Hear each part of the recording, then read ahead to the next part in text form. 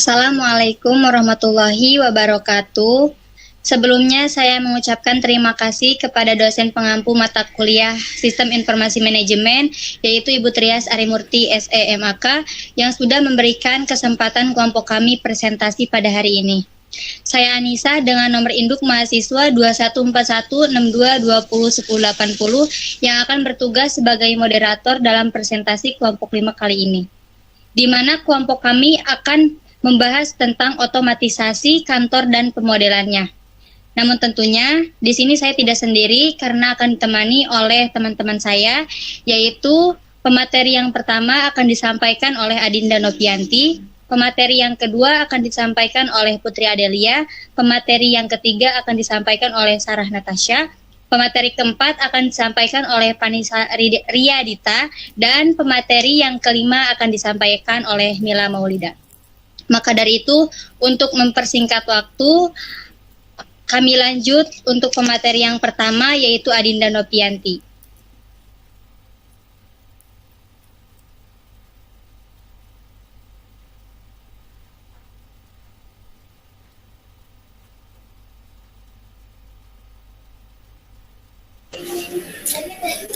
Baik, pertama ada pengertian otomatisasi kantor. Otomatisasi kantor merupakan aplikasi teknologi informasi yang dirancang untuk meningkatkan produktivitas karyawan di kantor dengan memberikan dukungan dalam bentuk koordinasi dan komunikasi dari seseorang ke orang lain, baik dari dalam maupun luar perusahaan.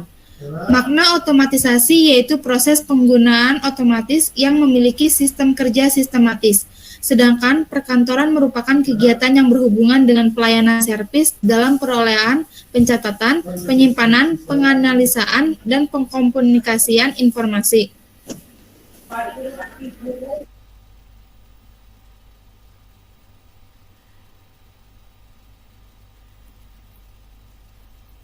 Selanjutnya, ada sistem elektronik formal dan informal. Sistem elektronik formal dimaksudkan sebagai kegiatan perkantoran yang dokumentasikan dengan suatu prosedur tertulis.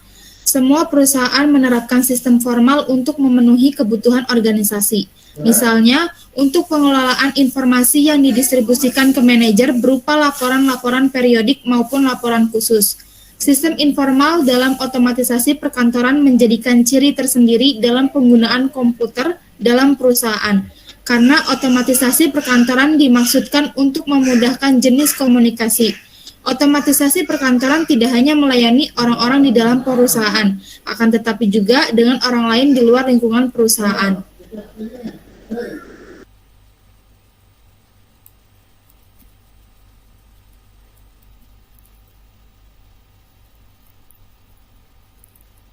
Selanjutnya ada komunikasi.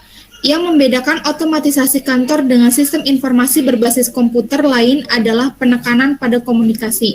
Otomatisasi kantor dimaksudkan untuk mempermudah berbagai jenis komunikasi, baik lisan maupun tulisan, secara internal maupun dengan pihak luar.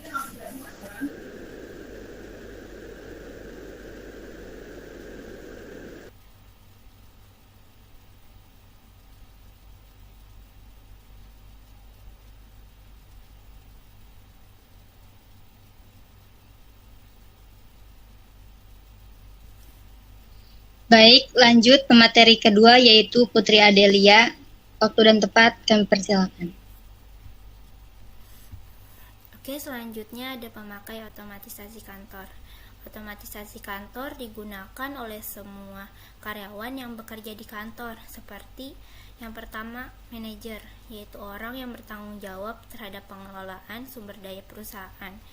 Yang ketiga, ada sekretaris, yaitu orang yang memiliki tugas bermacam-macam, seperti menangani surat, telepon, dan janji. Yang keempat, ada clerical, yaitu orang yang melakukan tugas kesekretariatan, seperti mengoperasikan mesin fotokopi, menyusun dokumen, mengirim surat pengolah kata, dan lain-lain.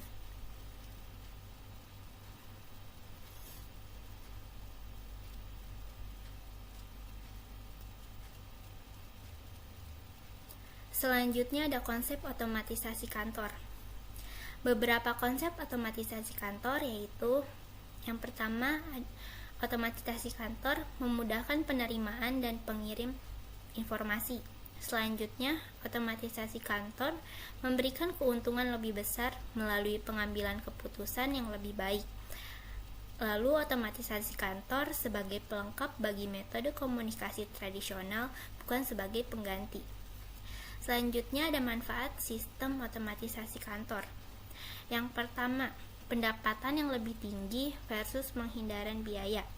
Yang kedua, komputer tidak menggantikan pekerjaan saat ini, tetapi komputer menunda penambahan pegawai yang diperlukan untuk menangani beban kerja yang bertambah.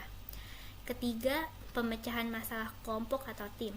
Keempat, cara OA berkontribusi pada komunikasi dari manajer membuatnya sangat cocok diterapkan untuk memecahkan masalah kelompok. Yang kelima, pelengkap bukan pengganti.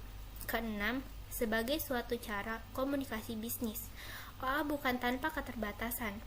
OA tidak akan menggantikan semua komunikasi interpersonal tradisional, percakapan tatap muka, percakapan telepon, pesan tertulis pada memo, dan sejenisnya. OA harus bertujuan melengkapi komunikasi tradisional.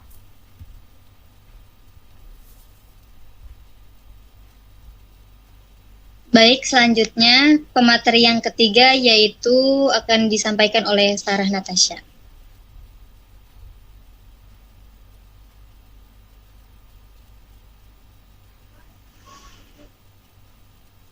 Jenis-jenis otomatisasi perkantoran. Jenis-jenis otomatisasi perkantoran dibagi menjadi 3 tipe, di antaranya sebagai berikut. 1. Programmable automation. Programmable automation dirancang untuk mampu berubah urutan operasional dan mengakomodir bentuk produk yang berbeda. 2. Flexible automation. Sistem otomatisasi fleksibel mampu memproduksi berbagai produksi secara terus-menerus tanpa membuang waktu. 3. Phased automation. Phased automation adalah suatu sistem yang bekerja sesuai dengan operasi yang ditetapkan oleh konfigurasi peralatan. Tujuan otomatisasi perkantoran. Penerapan langkah ini tentu memiliki beberapa tujuan penting yang mendukung peningkatan produktivitas perusahaan. Secara umum, tujuan otomatisasi perkantoran adalah sebagai berikut. 1. Digunakan sebagai penerapan atribut perusahaan dan menggabungkannya dengan sumber daya manusia atau SDM para karyawan. 2. Menaikkan profit perusahaan dengan meminimalisir pengeluaran hingga kerugian dana. 3. Menjadi jembatan komunikasi para pekerja dan atasan jika dirasakan tidak mampu bertatap muka secara langsung. 4. Membantu menyelesaikan permasalahan internal ketika mengerjakan sebuah proyek. 5. Meningkatkan efisien dan produktivitas kerja. Melakukan pembaharuan terhadap kegiatan kerja di perkantoran. Contoh otomatisasi perkantoran. Salah satu penggunaan otomatisasi kantor yang terkenal saat ini adalah penggunaan video conference, di mana teknologi komunikasi ini memungkinkan 2 orang atau lebih dapat berkomunikasi secara langsung tanpa mengenal batasan waktu dan tempat. Video konferensi ini sangat berguna bagi para manajer di satu tempat untuk bertukar informasi dengan manajer lain di wilayah lain atau dalam kurung luar negeri untuk memahami fenomena yang terjadi. Teknologi ini tentu saja dapat menghemat biaya, waktu, dan tenaga yang sangat besar dibandingkan para manajer tersebut harus bertemu tatap muka di suatu tempat.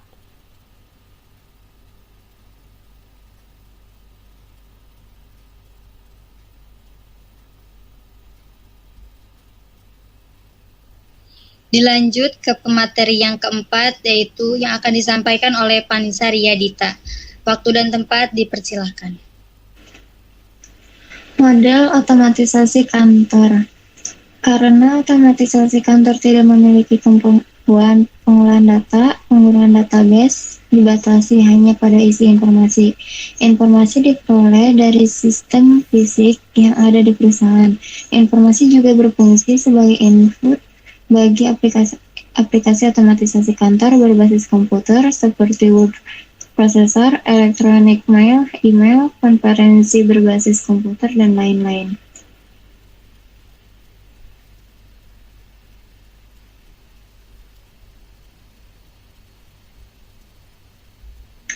Selanjutnya ada aplikasi otomatisasi kantor. Beberapa aplikasi otomatisasi kantor adalah pengolahan kata, word processor. Word processor adalah penggunaan suatu peralatan elektronik yang secara otomatis melakukan beberapa tugas yang diperlukan untuk membuat dokumen ketik atau cetak. Yang kedua, surat electronic mail. Electronic mail yang dikenal dengan email adalah penggunaan jaringan komputer yang memungkinkan pemakai untuk mengirim, menyimpan, dan menerima pesan dengan menggunakan terminal komputer dan peralatan penyimpanan. Yang ketiga, surat suara, voicemail. Voicemail persis sama dengan electronic mail.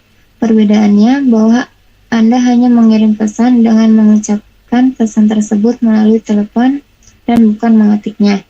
Dan Anda menggunakan telepon untuk memanggil pesan yang telah dikirim kepada Anda.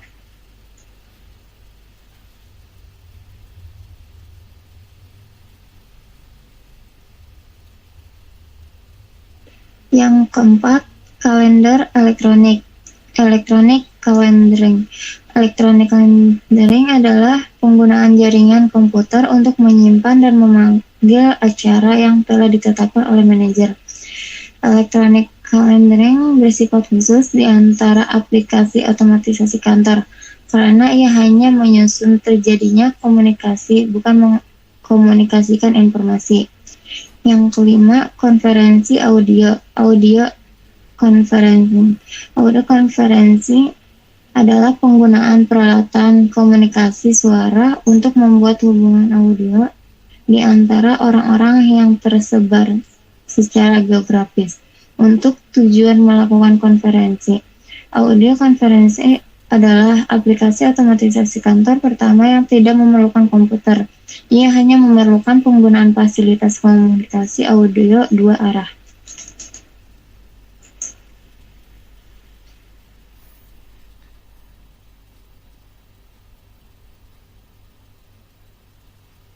Lanjut, materi yang terakhir akan disampaikan oleh Mila Maulida. Waktu dan tempat dipersilahkan. Aplikasi otomatisasi kantor. Konferensi video conferencing. Video conferencing melengkapi signal audio dan signal video. Peralatan televisi digunakan untuk mengirim dan menerima signal audio dan video. Orang yang berada dalam suatu lokasi dapat melihat dan mendengar suara orang yang berada di lokasi lain selagi konferensi dilakukan. 3. Konfigurasi video conferencing tergantung pada peralatan yang digunakan. Itu ada 3. Yang pertama, video satu arah dan audio satu arah. Yang kedua, video satu arah dan audio dua arah. Yang ketiga, video dan audio dua arah. Konferensi komputer. Konferensi komputer adalah penggunaan jaringan komputer sehingga memberi kemampuan seseorang untuk melakukan pertukaran informasi selama proses terjadinya konferensi.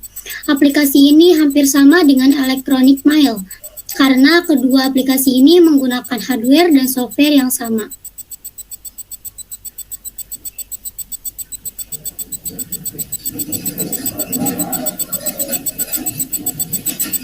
Ada juga Facsimile transmission yang biasanya disebut fax adalah penggunaan peralatan khusus yang dapat membaca tampilan dokumen pada ujung channel komunikasi dan membuat salinan atau kopi di ujung yang lain. Teks video teks.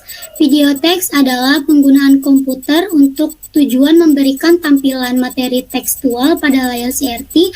Materi tekstual dapat berbentuk naratif, atau tabulasi, dan ia disimpan dalam penyimpanan sekunder pada komputer. Perkembangan videoteks pada tahun 80-an dimulai dengan lahirnya 4 sistem videoteks yang masing-masing saling tidak kompatibel.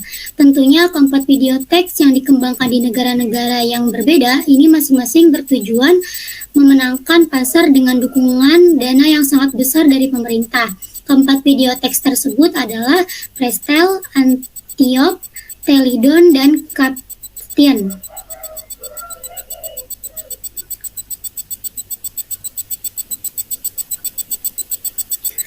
Ada juga pembuatan imaging, merupakan proses penyimpanan gambar dalam otomatisasi kantor. Pengambilan gambar dapat dilakukan dengan menggunakan scanner atau digital kamera. Ada juga desktop publishing. Desktop publishing atau DTP adalah pembuatan output tercetak yang kualitasnya hampir sama dengan yang dihasilkan oleh typesetter. Sistem desktop publishing terdiri atas mikrokomputer dengan layar CRT yang beresolusi tinggi, printer laser, software desktop publishing. Penggunaan desktop publishing sebagai alat pemecahan masalah meliputi aplikasi administrasi dan teknis. Penampilan dokumentasi iklan yang profesional dan menarik akan memberikan komunikasi yang efektif.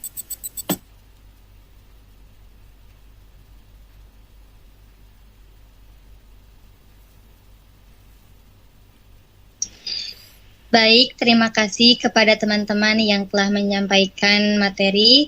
Cukup sekian presentasi kelompok 5 pada hari ini terkait otomatisasi kantor dan pemodelannya. Saya ucapkan terima kasih banyak kepada Ibu Trias Arimurti SEMAK selaku dosen pengampu mata kuliah Sistem Informasi Manajemen. Sekian, wassalamualaikum warahmatullahi wabarakatuh.